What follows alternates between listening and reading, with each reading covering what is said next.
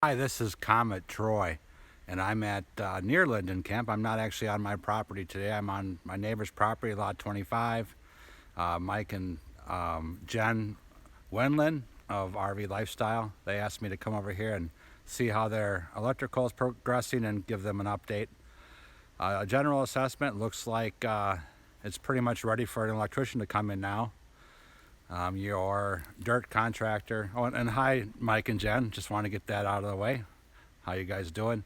So here, your excavation contractor has trenched the 3-inch conduit at the power pole there, and buried it, down through here, and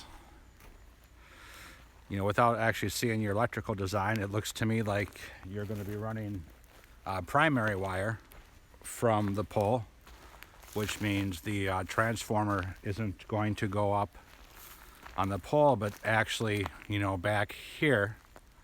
So the high voltage wire is going to go back there to the transformer, and that's roughed in. So the power comes from the road, and then down here through this trenching, which your excavation contractor probably has to come off and do some finish work when it's all done. But then right here is, let's see if I can point to it the right way. Right here is where the PVC goes from the road, and there's another PVC that goes, back to your campsites, your RV sites. So I'm guessing this is where a pad transformer is going to go.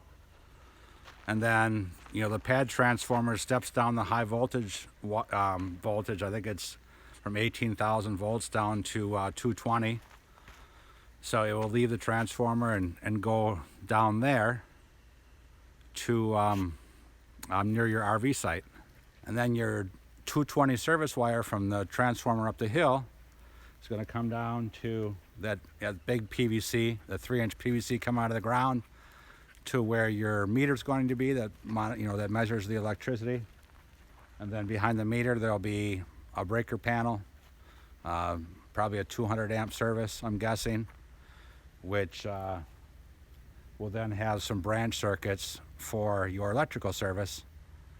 There'll be one here for this campsite, one at the other side, and possibly one in the middle, although it's kind of unclear to tell exactly where the small PVC is going.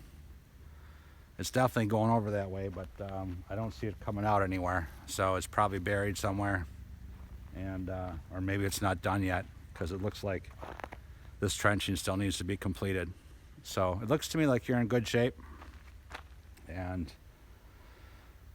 it looks like the next step would be to have your electrician come out and put the meter base in here, the breaker panel, some circuits for this site, and then through the PVC to your other sites. So I think you're in good shape.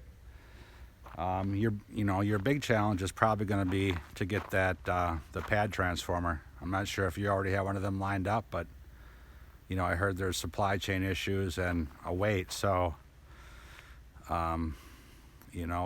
hopefully that's not the case, and hopefully you'll have power here by the time you come down next week. I don't know if I'd hold my breath on that though.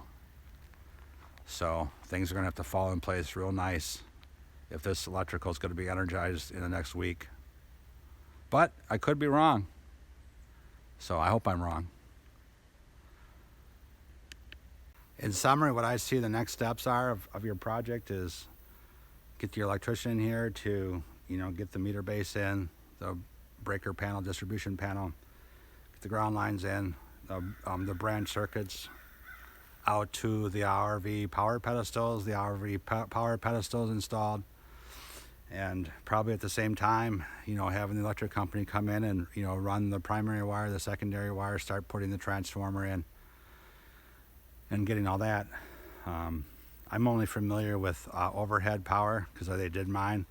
I'm not really sure, if they need the meter base installed before they'll set the transformer and all that, but that's really where I see your next steps are. Electrician, get a transformer in here, some wire run from the pole, and